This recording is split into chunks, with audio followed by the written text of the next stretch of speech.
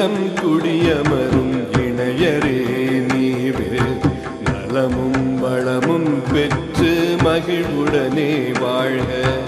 அன்பும் பண்பும் 16 சிறப்புடனே பெருக. வாழையடி வாழையன ஆள் போல தழைக்க.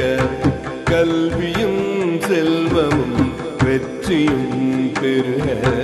சீரோடும் சிறப்போடும் குலம் விளங்க வாழ்க. இல்லறத்தில் மகிழ்ச்சியும் நீளாயுளும் பெற்று பேரோடும் புகழோ